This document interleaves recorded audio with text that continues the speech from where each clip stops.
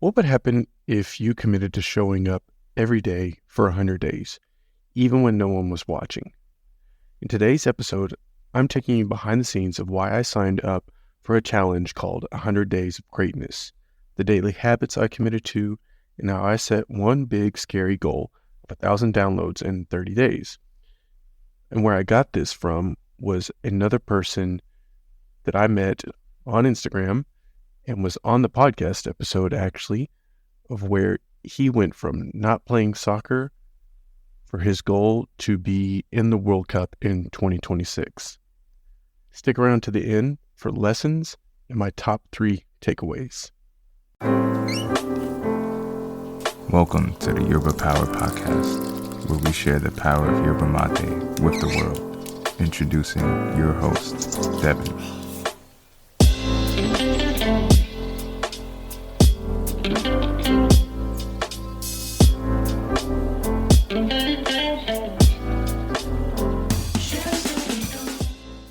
Have you ever felt stuck?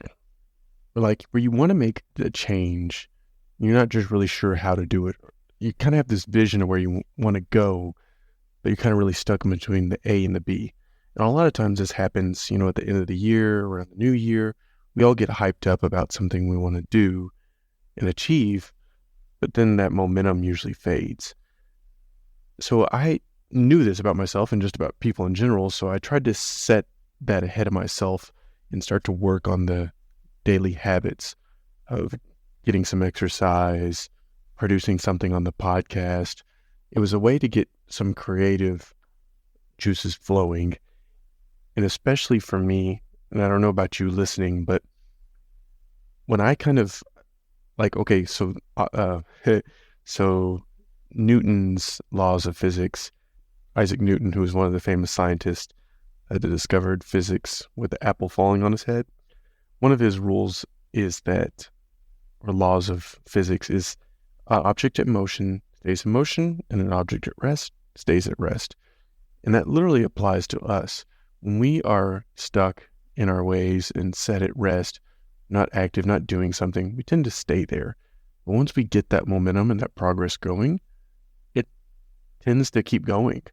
And so for me, I run. One of the things I do is kind of a stress reliever, but also to make me feel more clear in my mental state, emotionally, spiritually, healthy, all around. It's very holistic health for me and allows me to connect with other people in the community as well. So it has a multi-layer thing for me.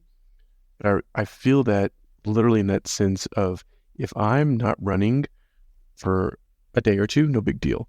But after a week, 2 weeks, after a month, I might as well forget about it. And just I was like, I've never ran before. Because afterwards, even no matter how fit I was before, after a month off, it feels like I'm starting all the way over because that momentum is gone. What I did was try to get some momentum going before the new year. And then I was scrolling around on Instagram because that's what we do when we kind of want to get out of our heads and, observe other people, right? I'm admitting it, whether you admit it or not, is sometimes you look at these people, man, I want to be like him. So I was scrolling around on Instagram and I came across World Cup Dad, and I followed him because of his inspiring story and as a father and a fan of soccer. I just thought it was something cool I had in common. And then later he announced a program called 100 Day of Greatness. And the goal was to achieve this audacious goal in 100 days and to daily make progress toward it. And I was excited to sign up because one of the prize was tickets to the World Cup 2026. And this is on my family's vision board to attend the World Cup game and see Argentina and the U.S. play in person, especially in the U.S. I feel like you have to go, right, when you're living here in the U.S. And knowing that some of the stadiums are going to be, within driving distance. It's, there's no excuse almost, right? After filling out my information, he shared with me a habit tracker. I used a Google Sheets for a habit tracker.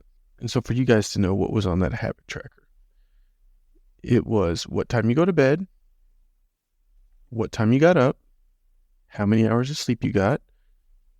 He calls it 1 up, meaning that you got up as soon as your alarm went off and didn't hit snooze, weighing in, having a morning routine, practicing your skills, which for him, that this is the things that he used to get better at soccer, was practicing his skills, speed and conditioning.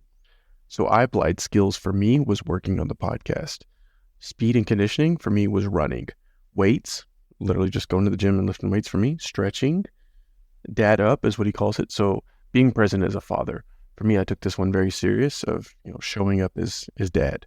Because a lot of times you get home from work and you're tired, you're done throughout the day, you're probably not in a good mood, and you don't want to bring that into your house, into your family. So I take this one serious of like checking myself at the door and showing up for my kids and my wife, obviously. So that's what dad up is. And learn is one of the other habits. For me, I personally see this is if I'm listening to an audiobook, a podcast, reading a book, something that's helping me learn, get better, that counts for me. No drink, so no alcoholic beverages, which I'm over 2 years sober now at this point. So that one is just a habit for me. That's just something I do every day. No cheat. What that means is, no cheat meals, eating sweets, whatever your diet you commit to. And to me, this one has always been a hard one because I'll cheat and justify it.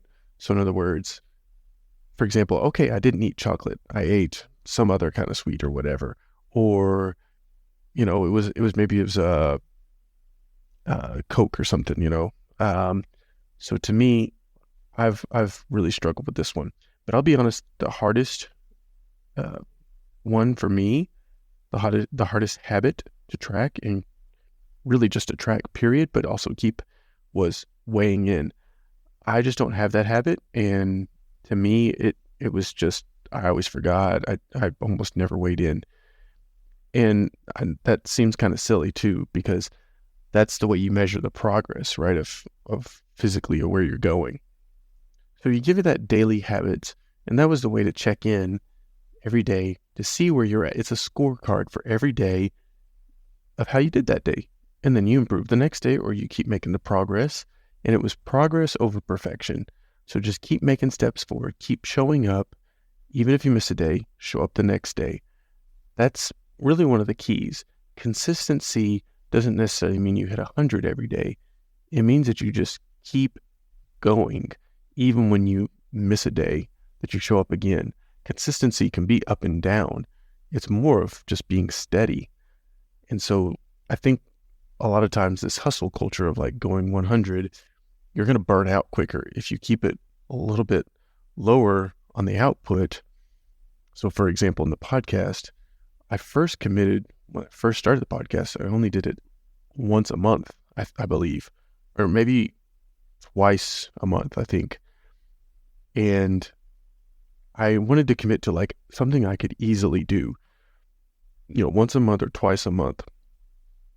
And then later, for probably a good 6 months or almost even a year, I kept it that way to where I was getting more in the rhythm, being able to produce it and getting the hang of the skills and all the things that you have to learn to be able to produce once a week. And to now where I can sometimes put out episodes twice a week. I haven't got to where I could do anything daily at this point, but some people actually do that. And I think it comes from practicing the skill enough times, you get better at it, and then your progression gets even faster and further. But the only way to do that is to track. And so what gets measured gets managed. I learned that a long time ago from Tim Ferriss' podcast. I don't know if that was originally from him or for someone else. But what gets measured gets managed. So when you're tracking these habits, now you don't have to use a spreadsheet, however you're tracking, but a scorecard, something to show where you're going, because your brain wants to see if you're making progress. Because a lot of times people quit because they don't see the progress, trying to lose weight, and they just don't see it. Like measuring it on the scale or maybe with a tape measure, it's hard to justify that sometimes. So you need to be able to measure your progress or where you're going. And my goal was to get 1,000 downloads within a 30-day period on the podcast, the Yerba Power podcast. Gotten to about 700 in a 30-day window period, and it's dropped off a little bit because unfortunately my consistency dropped off a little bit. And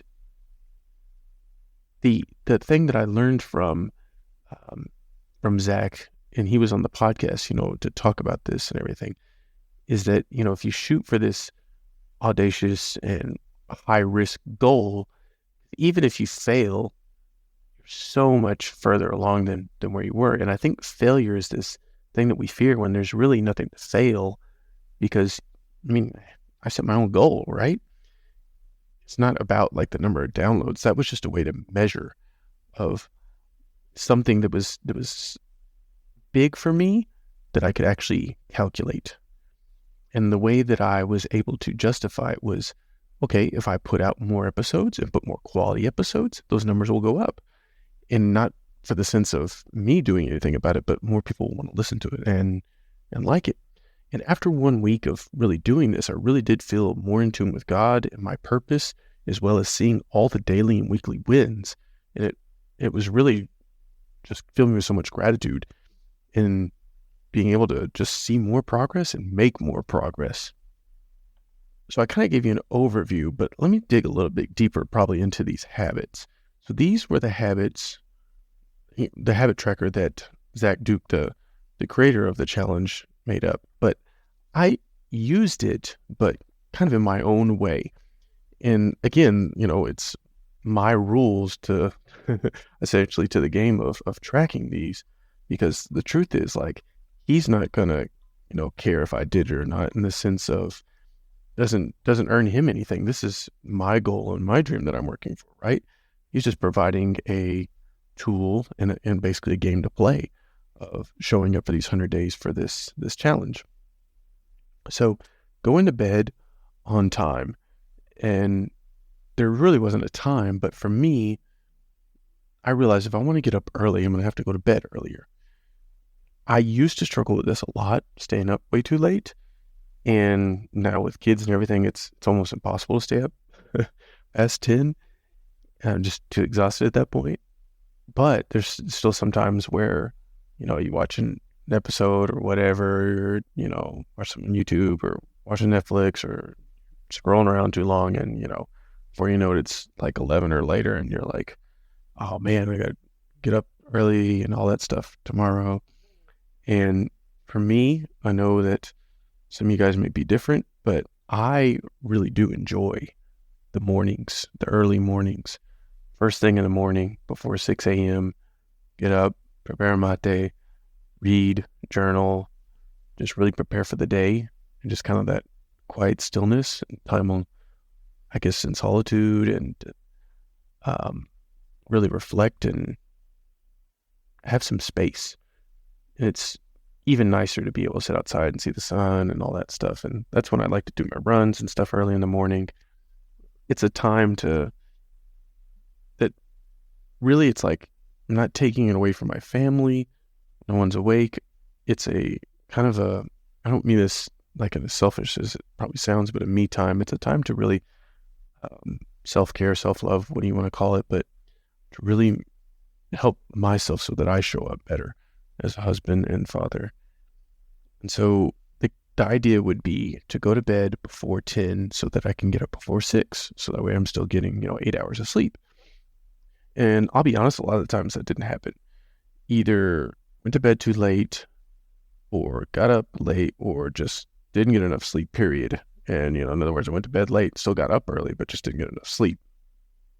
And after doing it a little while, it adjusted, off and on better, meaning you kind of get in the routine. And also it helps you refocus on kind of what you want, because if you want to get up early to do these things, you'll be more focused on controlling that other part of that, is going to bed earlier. One thing I didn't mention about this, though, is that I had actually lost a job before this challenge, and was in the middle of trying to look for a job. So it was another reason I was feeling stuck and wanted to make some progress. And I did get a temporary gig where I was working a night shift and still doing this, but obviously that really threw a monkey wrench into the sleep schedule, let's say. And the getting up without snooze, I'll be honest, more often than not, I hit the snooze. And that one is a bad habit of mine that I would love to break, and I work on it. I think I've gotten a lot better at it now, of just getting up. And instead of hitting snooze, because it's so easy to do it, especially I have a little alarm like on my watch that just vibrates so it doesn't wake everyone up, but I can just press one button and turn it off and no one will ever know. And so that's one way I've slept in later than I need to plenty of times. So I've reframed my mind of like, for one, this snooze doesn't really help any, sleeping a few extra minutes doesn't really do anything for your quality of sleep.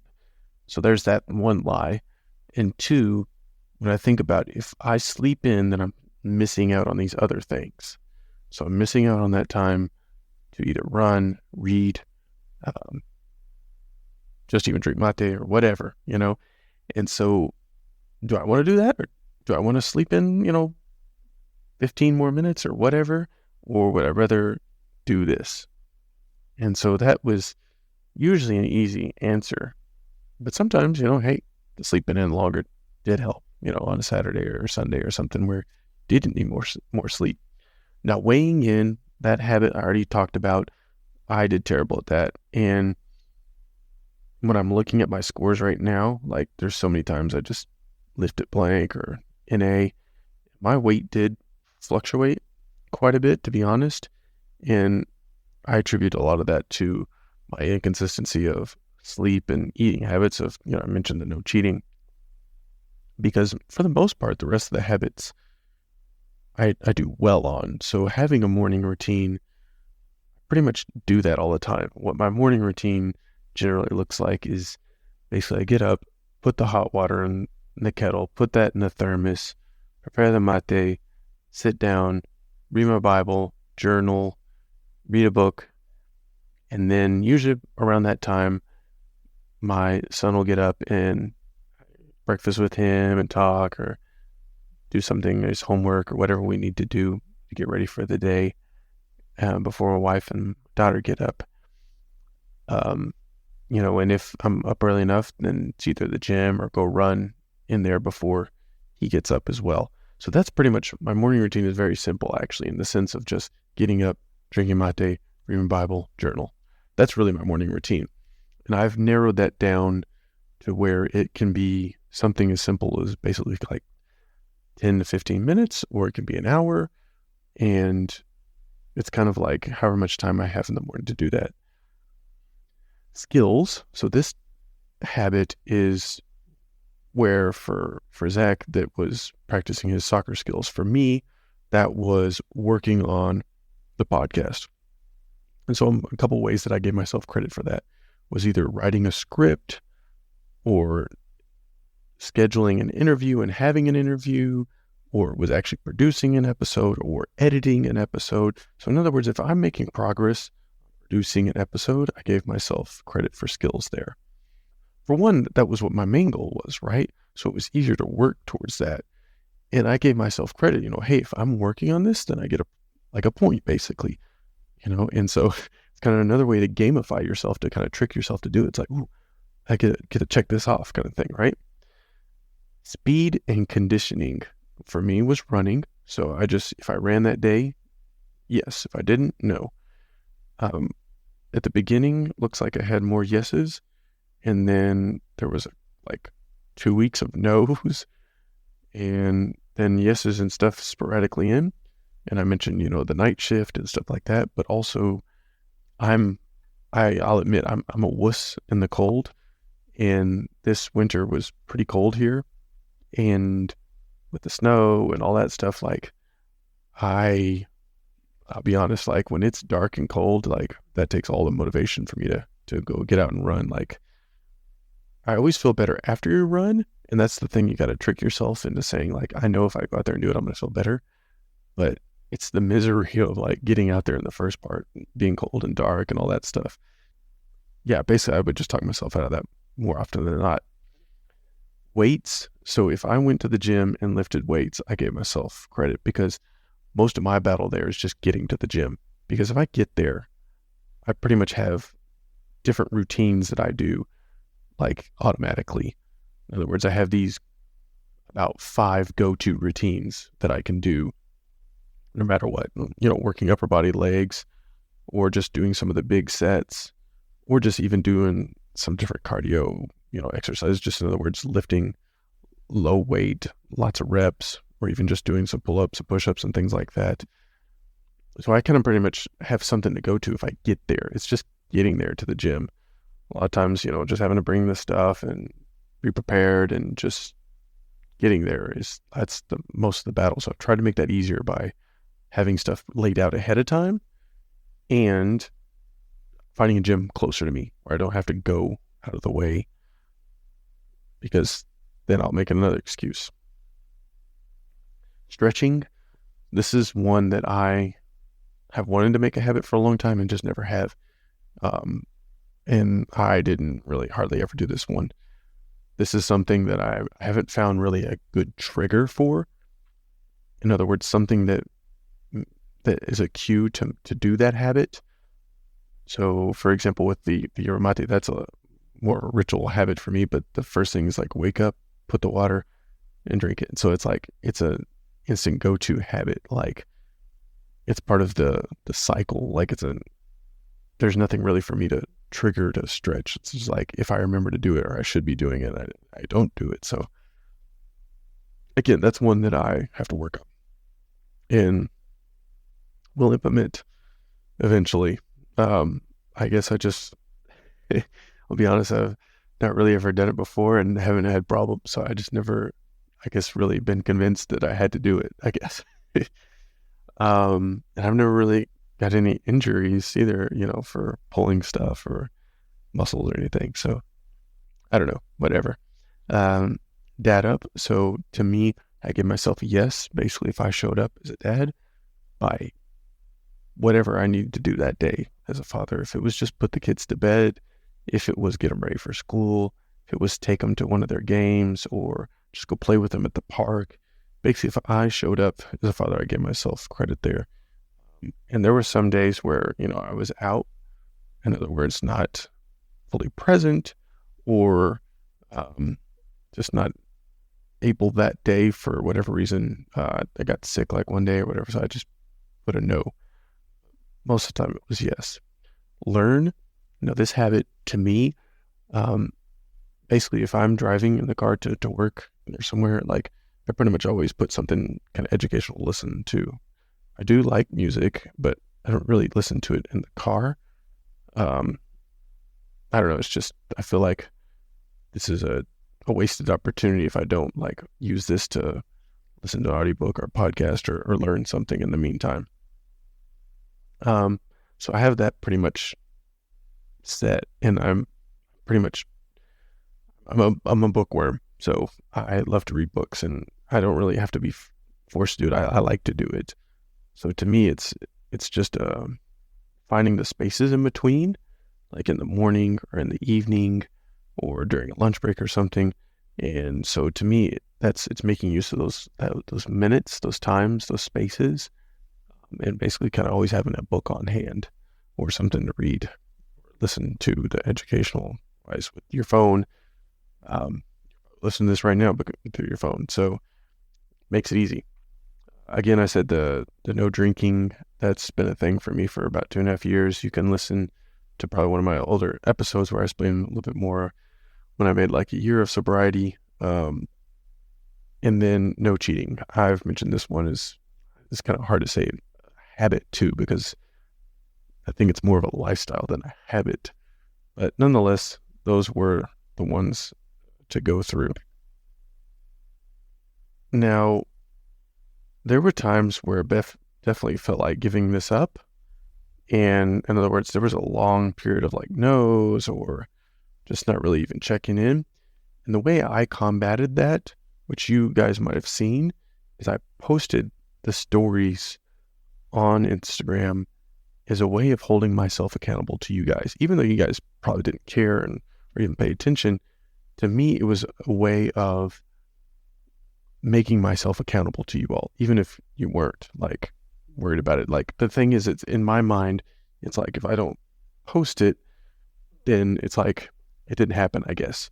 And not in the sense of like I need you guys to see it, but that it's a way of me holding myself accountable. Does that make sense? I also, you know, as a way to like prove that I did for today, I guess. So that to me really put some guide rails on it, but also, to be honest, like I thought about my goal in mind. Like, this is what I want to achieve. I want to keep making momentum. I keep wanting producing episodes. And heck, to be honest, like this is a chance to win World Cup tickets. Like, don't give up. Like, it's only, 60 more days, or it's only 50 more days. And maybe that seems a little bit far, but when you think about it, it's like, I don't know, less than 100 sounds, more achievable, right? And then at the end of the day, it's, one day at a time too. Overall, like, I don't know if it inspired anyone else, and I hope it did, but, even if it didn't, wasn't really about trying to prove anything to any of you guys. It was really more trying to prove it to myself that I could keep showing up and get towards that goal if I just keep putting in the work. And I mentioned this kind of briefly with running and how that provides momentum. But when I am in, let's say, a better state because of exercising, it puts me in a better mood, then I show up better in other parts of my life. And so when I have more energy, I'm eating better, sleeping better, then I'm obviously going to be better off to produce better episodes and be more creative to create more things. And, the podcast is my outlet to do that. And that's where you get that rhythm and the momentum building and that progress. It's like that train just chugga, and finally it takes a good hard push to get it started. But once you're started, it makes it so much easier. Like, you kind of need something really quick, easy wins to get started. And then if you can keep building those up, like, you just get that momentum in it. It's great. And so let me dig deeper into the why of 1,000 episodes in the 30 days. And just be, full disclosure here, that the only reason I really picked that goal is because through Buzzsprout, where I host my podcast, they monetize the podcast when you get 1,000 downloads within a 30-day window. And so for me, it was a number to hit that had a benefit for it, right? And I'm still going for that number, but even after the 100 days have passed, but realizing that this is just a number regardless. Same thing with producing 100 episodes. Those are just numbers, but it gives me something to shoot towards, because, if you don't have a goal, if you don't know what you're aiming at, you're going to hit it every time, is what they say, right? But basically you got to have something to aim at to be able to go towards, right? So hitting that 1,000 episodes, or 1,000 downloads in 30 days would allow me to monetize the podcast. And not that it's going to make a whole ton of money, but the reason I started this podcast was to really get it out there in the world and share my passion and love for yerba mate, and people asking me questions about it. It was a way to just educate and learn and connect with a bunch of different people. And so knowing that if I get there, I can alleviate, some of the cost in doing this and helping get it further, being able to invest in bigger equipment and those kind of things to make it a bigger and more, let's say, professional podcast. Because it would be very cool to really make this, a real profession. And it's possible, and people have done it. And I have my doubts a lot of times, but knowing it's not about getting there in, 30 episodes. Like, if it takes longer, that's fine. Because this podcast is something I'll keep doing. It's not about a test run. I've already kind of got past that. To me, I enjoy it so much, and it's something that's just bigger than myself too. But in looking at it as a legacy to pass down to my kids of one day of them, being maybe even on the podcast or taking over the podcast for me. I don't know. It's just something kind of cool vision in my mind. So that's what it would mean to hit that goal. But really, it's arbitrary. It's just a number, but it's a number to shoot at for that specific reason. So how I kind of got towards that goal is one, just producing more episodes, because if you produce more, people are going to download more, right? It's just that simple math. So I looked at it as like, well, if I'm producing one a week, I was averaging like, 400, 500. I think it was a little bit higher before. I took like a hiatus back in the fall for probably like 2 or 3 months or something. I wasn't producing, but before that it was higher. And then obviously it dropped a lot lower because let's face it, there's no more episodes to download. And yeah, so I just basically started producing more episodes, promoting it more on Instagram, sharing with people, collaborating with people, have people, as many people. I'm always willing to have any guest on the podcast, but I guess reaching out to different people and different, other than just your mate specific, to get a wider audience, because ultimately you want to share your power of your mate with the world, right? That's my thing. So, if I can get into different groups, different places, it's fun for me to learn and share that with my audience, but also to reach more people. When I was getting, probably over the 500, like it kind of stuck there for a little while. And it was kind of discouraging because I posted 10 episodes in like a month, or it was probably more than that. I was really turning them out like 2 a week, and so maybe 10 in a month, and it was still kind of like stuck there. And I just think posted a couple more and it just kind of shot up after that, because I think finally got the momentum going. People realized, oh, he actually is posting podcasts. I hadn't heard from him in a while. See, one of my friends, Paco, goes, yeah, I hadn't heard from you in like 2 months, so probably forgot about it, right? And then just seeing it really progress, and then also kind of realizing more of my purpose behind it. And honestly, you guys really encouraging me, because at times I feel like you're just not to take this, the wrong way, but sometimes I feel like people telling me like, oh, the episode's really good, or really enjoy your podcast. Like, I don't know if they're like being sincere or just being nice, just because they feel like obligated to be polite, but I really do appreciate it. And I've really started to take it for what it is and not, criticize. Like, in other words, they're telling me that, they come out of their way to tell me they enjoy the episode. Why would they make that up?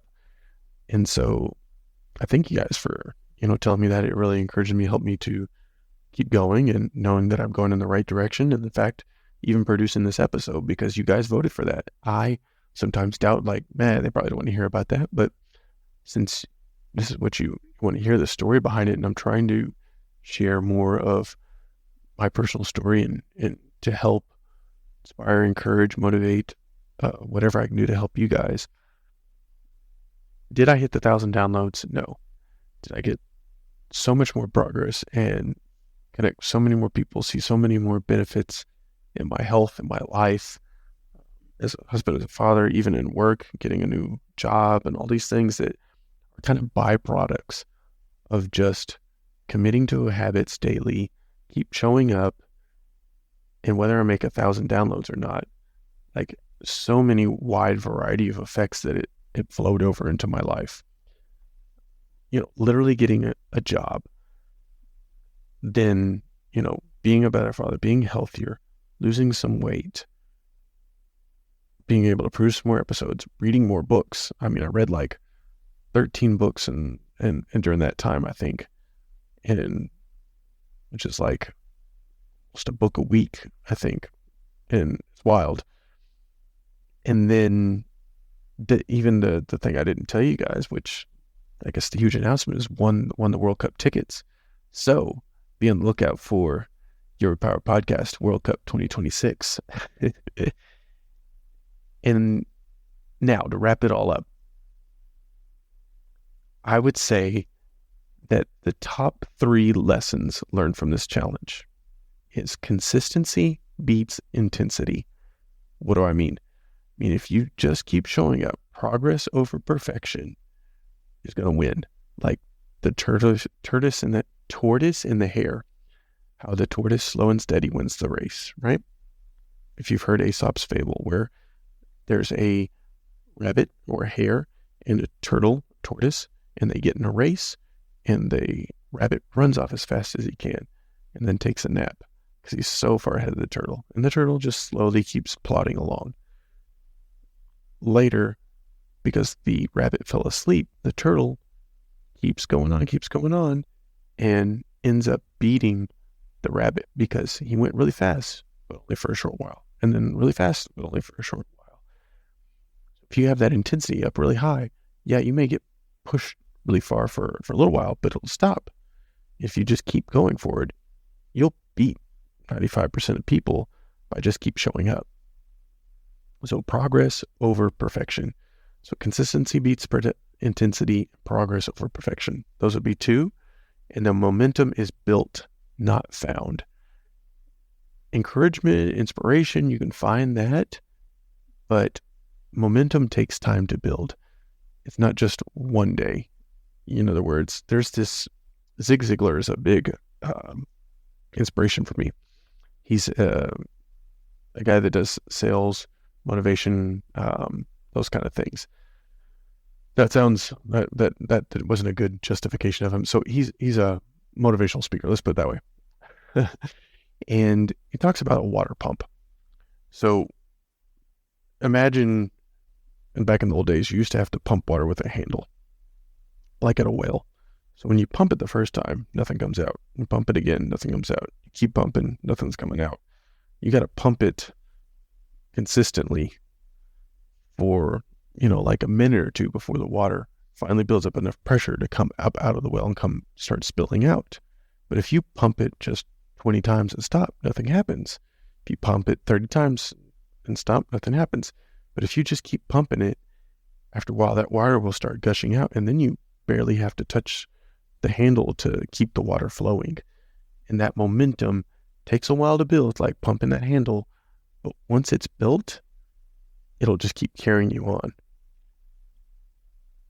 I think that those are the 3 takeaways, and it'll change you as a person and your character, who you are, and not just Devin as a podcaster or a creator or whatever you do. What would 100 days of showing up look like for you? Set a bold goal, something that makes your heart race, and then reverse engineer the daily habits to get there. If this inspired you, follow the journey at Yerba Power Podcast or Yerba Mate Power on Instagram. Shout out to Zach Duke, who was on the podcast, but also sponsored this 100 Days of Greatness Challenge through his Instagram and through other people. Make sure you like, subscribe, do all that cool stuff. Share this with a friend. Thank you guys for listening. Thank you for allowing me this space and letting me share this story with you. Till next time, be well, and I'll have some more reviews coming out to you.